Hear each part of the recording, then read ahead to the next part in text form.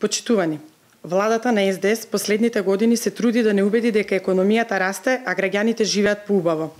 Но сите ја знаеме онаа народната, налагата кратки и се нозете. И додека не убедува оваа корумпирана власт дека работите одат на подобро, излезе извештајот на Меѓународниот монетарен фонд за Македонија. Што пишува во него?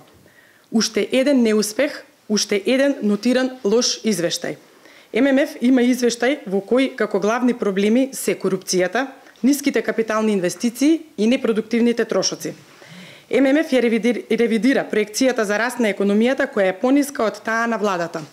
За жал, ММФ нема многу пофални зборови во оние делови кои на долг рок треба да донесат раст и развој на економијата. ММФ потенцира дека институционалните реформи, како зајакнување на владењето на правото и борбата против корупцијата, се основата за посилен раст и подобра конвергенција на приходите на жителите.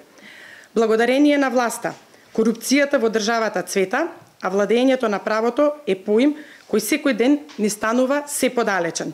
Понатаму, ММФ нотира дека фискалната политика треба подобро да се води и да се ориентира кон јавните инвестиции во физички и човечки капитал, да се подобри ефикасноста на институциите и владата. Во извештајот пишува: капиталните инвестиции се ниски, а тековните трошоци се зголемени. Дали има поголем доказ дека оваа ненародна власт прави непродуктивни трошења? ММФ го спушти лажливиот и манипулативен оптимизам на владата. Во најновиот извештај ММФ очекува раст за 2019 година да биде 3,2%, раст кој е под оптимистичките бројки од 3,5% на Министерството за финансии, а многу подолу од ветените 5% економски раст од страна на Зоран Заев и СДС. Со вакви стапки на раст, Македонија ќе го достигне европскиот просек за најмалку 50 години. ММФ оценува дека со ваква политика, како што во моментот води СДС, ќе се намали способноста за справување со идните економски шокови. Во сценарио на идна економска криза, Македонија ќе се најде неподготвена и со финансии кои нема да бидат доволни да ги испорачаат потребните политики и инвестиции за инфраструктурен и економски развој. Генерално, извештајот на ММФ ги потврдува лошите и промашени економски политики и целокупната општествена состојба во Македонија. Моменталниот економски раст во голема мера е под влијание на успешните странски инвестиции од минатото, но не се генерираат нови инвестиции поради несигурната економска и даночна политика. Образовниот систем и капацитетите на нашите ученици се на најниско ниво во регионот, со што неминовно се уништуваме иднината на нашите деца и државата.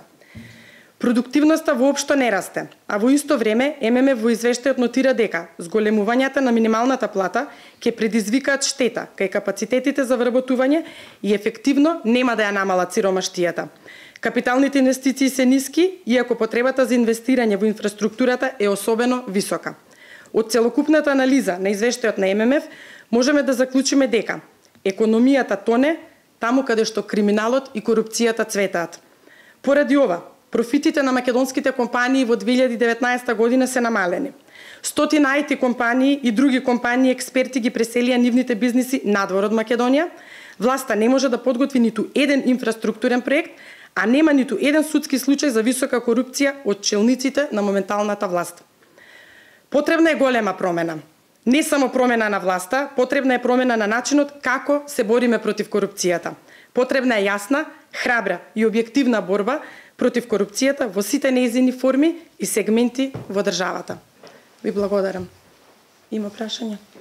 Да, јас имам прашање. Владата на Македонија и Министерството за финансии денеска ќе задолжат државата за нови 25 милиони евра. Кој е вашиот став во врска со ова прашање? Јас и претходно дискутирав на темата околу задолжувањата. Точно на 14 имавме нето задолжување од 500 милиони денари, денес уште 1 милијарда и 500 милиони, што е повторно зголемување на јавниот долг, а при тоа, како што и во самиот прес информирав, непродуктивните трошења растат. Ова исто така можеме да го подкрепиме и со податокот од реализацијата на буџетот за 2019 година, каде што јасно може да видите дека трошокот за стоки и услуги е зголемен во однос на 2018 за 30 милиони евра, што јасно укажува дека власта и понатаму непродуктивно троши и се задолжува токму за тие непродуктивни трошења.